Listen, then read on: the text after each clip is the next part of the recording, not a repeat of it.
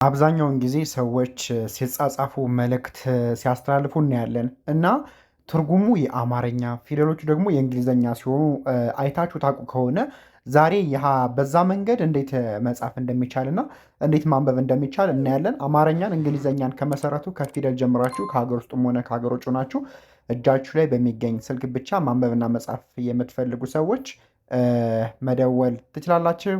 ስልካችን ታች ላይ ያለላችሁ 0953 61 59 56 ብላችሁ ደውላችሁ ማናገር ትችላላችሁ። ከሀገር ውስጥም ሆነ ከሀገር ውጭ ናችሁ ተማሩ። ወደ ትምህርቱ እንሂድ። አንድ ቁጥር በአማርኛ እውቀት እውቀት እውቀት እውቀት ይላል። እውቀት እውቀት ብር ብርሃን እውቀት ብርሃን ነው። እውቀት ብርሃን ነው ይላል። እውቀት ብርሃን ነው። በእንግሊዝኛ ደግሞ ሲጻፉ እውቀት ብርሃን ነው ብለን ነው የምንጽፈው፣ ግን ፊደሎቹ የእንግሊዝኛ ናቸው። ፊደሎቹ የእንግሊዝኛ ናቸው። ምንድን ነው ኢ መደበኛ በሆነ መልኩ ማለትም ኢንፎርማል በሆነ መልኩ እንዴት እንደሚጻፉና እንዴት እንደሚነበቡ ነው የምናየው። እውቀት ሲል ኢ እንደ እ ታገለግላለች። ደብሊው ዩ ደግሞ እንደ ው ያገለግላል። ቀ ደግሞ እንደ ኬኢ፣ ት ደግሞ እንደ ቲ። ስለዚህ እውቀት እውቀት እውቀት። ብ ቢአይ ደግሞ እንደ ብ፣ አር ደግሞ እንደ ር፣ ሃ ደግሞ እንደ ኤችኤ፣ ን ደግሞ እንደ ኤን። ስለዚህ ብርሃን፣ ይህም ብርሃን ይላል ማለት ነው። ከዛ ነው ነው እውቀት ብርሃን ነው። እውቀት ብርሃን ነው። ተመሳሳይ ትርጉም አላቸው ማለት ነው። ስለዚህ በአማርኛ እውቀት ብርሃን ነው ይላል። በእንግሊዝኛም ያው እውቀት ብርሃን ነው ማለትም ፊደሎቹ የእንግሊዝኛ ቃሉ ደግሞ የአማርኛ ሲሆን ማለት ነው። እውቀት ብርሃን ነው።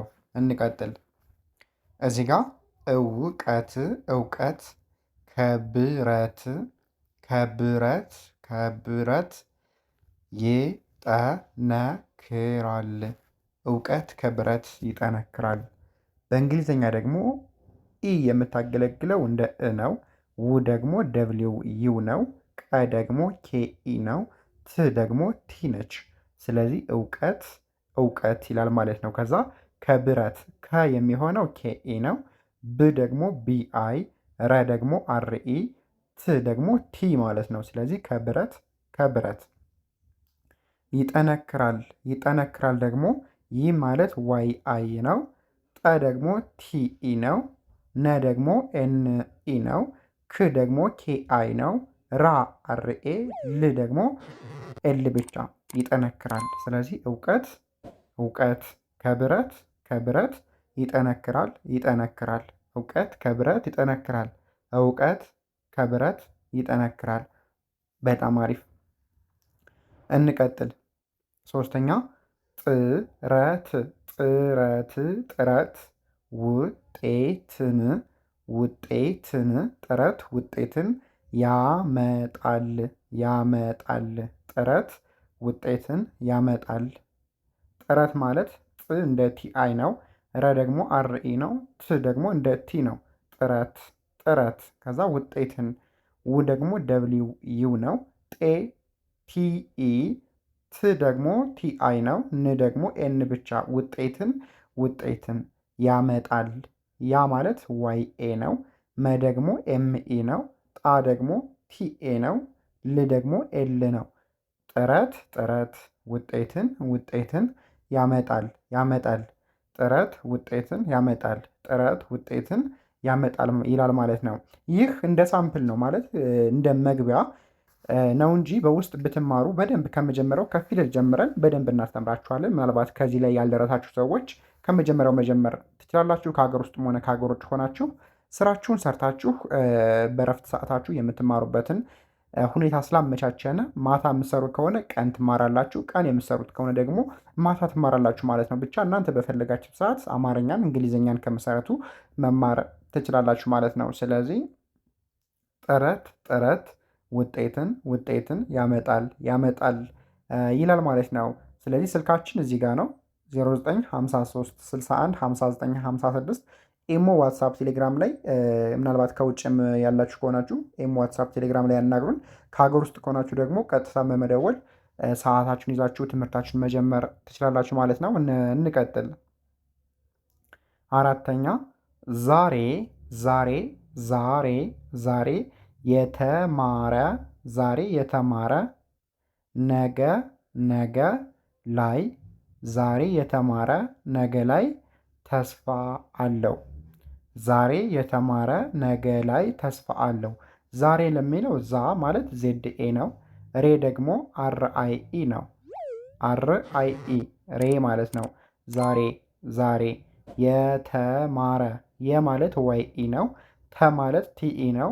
ማ ማለት ኤምኤ ነው። ረ ደግሞ አርኢ የተማረ የተማረ ዛሬ የተማረ ነገ ላይ ነገ ነገ ኤንኢ ጂኢ ነገ ነገ ላይ ላይ ነገ ላይ ነገ የሚለው እዚህ ጋር ነው። ነገ ላይ ደግሞ ኤልኤ ዋይ ላይ ላይ ተስፋ ተስፋ ተ ማለት ቲኢ ነው። ስ ደግሞ ኤስ ብቻ ፋ ደግሞ ኤፍኤ ተስፋ ተስፋ አለው። አ ሚለው እንደ ኤ ነው። ኤልኢ ደግሞ እንደ ለ ው ደግሞ እንደ ደብሊው ማለት ነው። አለው አለው። ዛሬ የተማረ ነገ ላይ ተስፋ አለው። ዛሬ የተማረ ነገ ላይ ተስፋ አለው ይላል ማለት ነው። ስለዚህ እኔ አንብቤ ዝም ብዬ ከመሄድ እናንተ ደግሞ ታነባላችሁ ማለት ነው። እሺ አንድ ቁጥር ምንድን ነው የሚለው? አማርኛውን አንብቡልኝ። እውቀት ብርሃን ነው። በጣም አሪፍ። እሺ እንግሊዘኛውስ?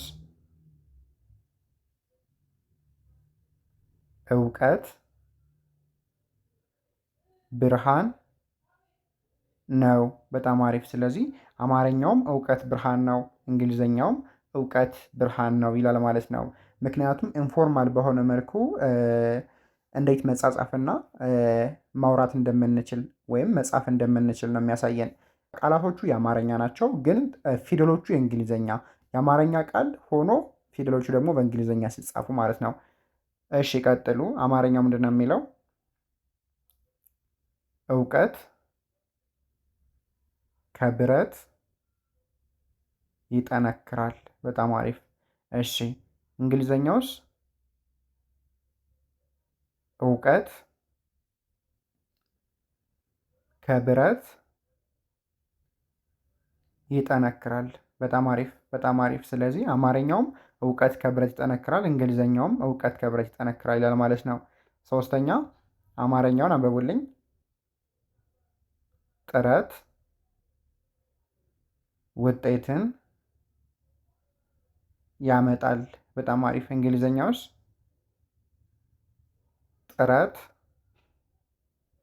ውጤትን ያመጣል። አሪፍ ነው። በጣም አሪፍ ነው። ጥረት ውጤትን ያመጣል። ጥረት ውጤትን ያመጣል ይላል ማለት ነው። መጨረሻውን አንብቡልኝና እንጨርሳለን። አራተኛ ምንድን ነው የሚለው አማርኛው? ዛሬ የተማረ ነገ ላይ ተስፋ አለው። በጣም አሪፍ። በአንድ ላይ ዛሬ የተማረ ነገ ላይ ተስፋ አለው። እሺ እንግሊዘኛውን ደግሞ አንብቡልኝ። ዛሬ